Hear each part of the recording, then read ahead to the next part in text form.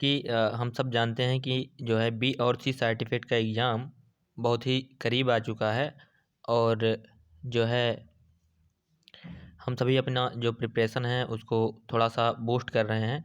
तो उसी के क्रम में जो है हम आज कुछ इम्पोर्टेंट क्वेश्चन आप लोगों के लिए लेके आए हैं जो कि बी और सी सर्टिफिकेट दोनों के एग्ज़ाम में पूछे जाते हैं। और इसमें जितने भी क्वेश्चंस आपको दिख रहे हैं, जिस तरीके से पॉइंट टू पॉइंट लिखे हैं वैसे ही आपको आंसर बुक में जो है या आंसर शीट में उसको उसी तरीके से लिखना है। तो चलिए देखते हैं इसको कौन कौन से क्वेश्चंस हैं और उसको हम थोड़ा सा यहाँ पे आपको बताएंगे। तो सबसे पहला जो क्वेश्चन आपका है यहाँ पे आप सब देख सकते हैं, ये दिख रहा है, एनसीसी कैडेटों द्वारा की जाने वाली सामाजिक सेवा एवं विभिन्न गतिविधियाँ कौन सी हैं। इसी तरीके से क्वेश्चन पूछा जाएगा 8-10 नंबर का। तो उसमें आपको ऐसे पॉइंट टू पॉइंट लिखने हैं।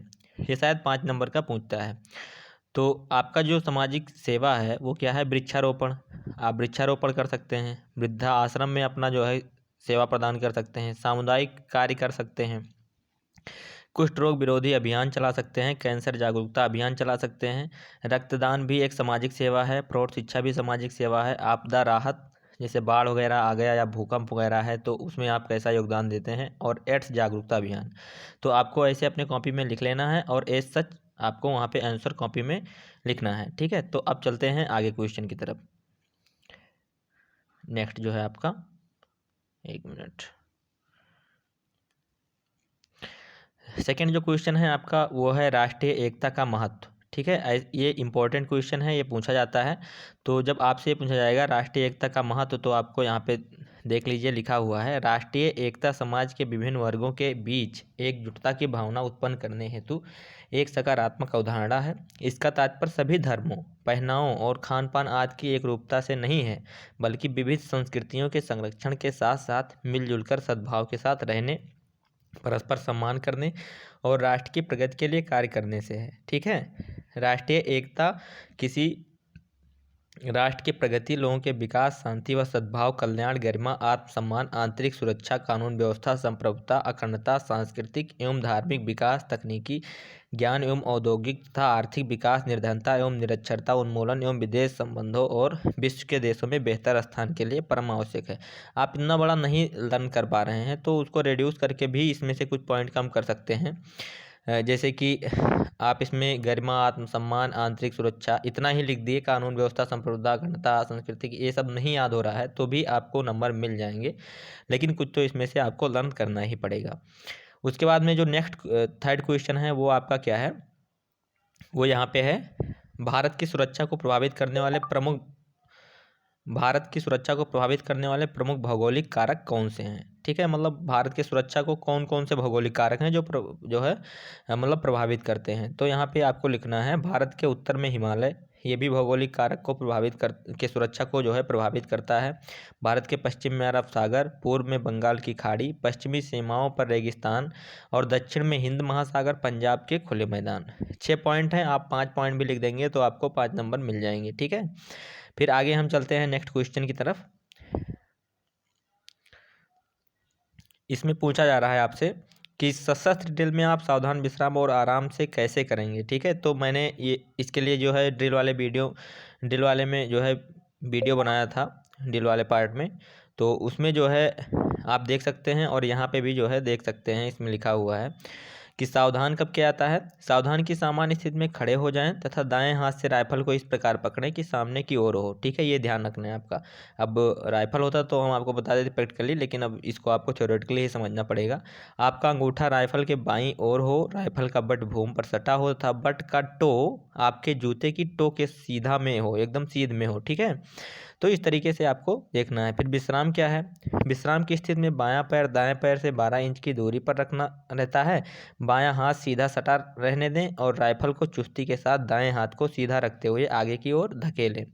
ठीक है, ये हो गया। और फिर आराम से, तो आराम से यहाँ पे लिखा हुआ है, राइफल को थोड़ा और ऊपर से पकड़ते हुए अपनी कमर से ऊपर के हिस्से को ढीला छोड़कर आराम की स्थिति में आए, कमर से नीचे के हिस्से में कोई बदलाव न करें। ये विश्राम के जैसा है, बस इसमें क्या होता है आराम से में कि आपके शरीर का जो कमर का ऊपर वाला हिस्सा है उसको आप जो है रिलैक्स कर देते हैं, बस इतना सा उसमें फ़र्क है। फिर उसके बाद में आपका जो है यहाँ पे 5th क्वेश्चन है, इसको देख लीजिए।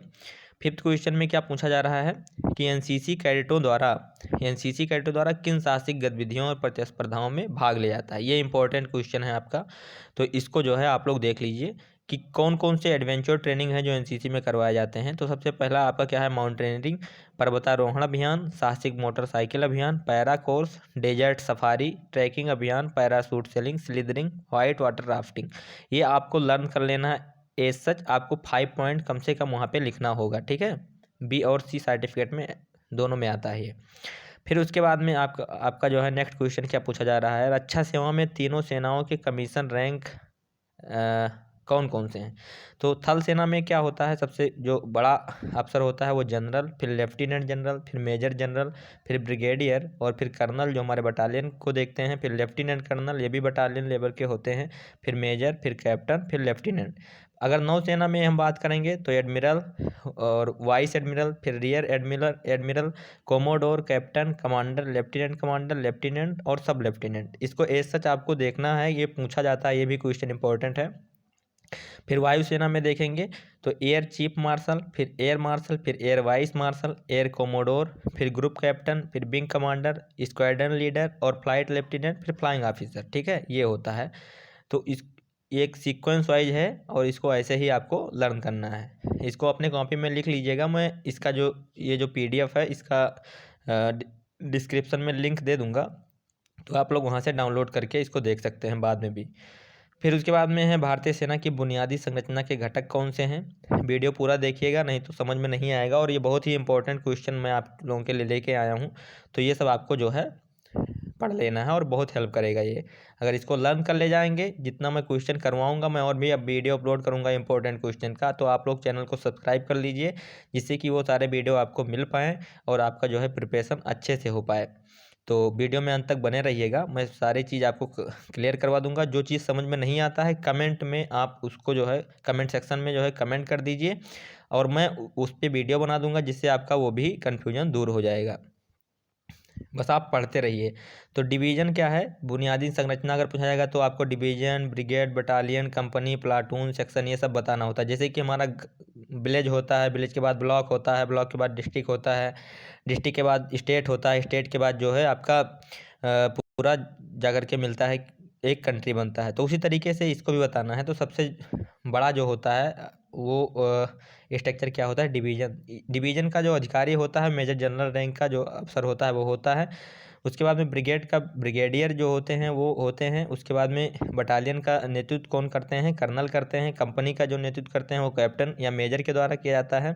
फिर प्लाटून का जो नेतृत्व करते हैं वो है लेफ्टिनेंट करते हैं। और उसके बाद में सेक्शन का कौन करते हैं, हवलदार या सार्जेंट, ठीक है। तो ये आपको देख लेना है, ऐसे लिखना है आपको। उसके बाद में 8th क्वेश्चन आपका क्या है, 8th क्वेश्चन आपका यहाँ पे दिया हुआ है, भारतीय नौसेना का उद्गम कब हुआ और इसका क्या उद्देश्य है। ये आपका थोड़ा हिस्ट्री से उसके सेना के हिस्ट्री के बारे में पूछा जा रहा है। तो सबसे पहले आप इसमें लिखेंगे कि भारतीय नौसेना का उद्गम 17वीं शताब्दी की ईस्ट इंडिया कंपनी की मैरीन से हुआ था। इसने रॉयल इंडियन नेवी का स्थान लिया, जिसका नाम 1950 में बदला गया था, ठीक है। फिर 17वीं शताब्दी में के मराठा सम्राट छत्रपति शिवाजी को भारतीय नौसेना का जनक माना जाता है, और नौसेना मुख्यालय नई दिल्ली में है। नौसेना का, अब देखिए एक क्वेश्चन आपको यहाँ पे मिल गया, नौसेना का मुख्यालय नई दिल्ली में है। फिर नौसेना का प्राथमिक उद्देश्य देश की समुद्री सेनाओं की रक्षा करना है। भारत इसका प्रयोग आपदा राहत, संयुक्त अभ्यास, बंदरगाहों का दौरा और मानवीय मिशनों के माध्यम से अंतर्राष्ट्रीय संबंधों को सुदृढ़ बनाने में भी करता है। अब सबसे इम्पोर्टेंट और आज का जो है लास्ट क्वेश्चन ये है कि भारत में नौसेना प्रशिक्षण इकाइयाँ कहाँ स्थित हैं, ठीक है, आपको इसको बताना है। तो ये इम्पोर्टेंट क्वेश्चन है, आपको ये लर्न करना है। मैं वैसे जितने भी क्वेश्चंस आज डिस्क्राइब कर रहा हूँ वो सारे इंपॉर्टेंट हैं, लेकिन ये तो बिल्कुल ही बहुत इंपॉर्टेंट है। तो इसमें जो है आपको लिखना है कि नौसेना एकेडमी गोवा में है। INS शिवाजी लोनावाला एक जो है प्रशिक्षण संस्थान है, जहाँ पे नौसेना की ट्रेनिंग दी जाती है। फिर INS सातवाहन विशाखापट्टनम में है। INS अश्विनी मुंबई में है। फिर INS चिल्का उड़ीसा में है। INS वालसुरे जामनगर में है।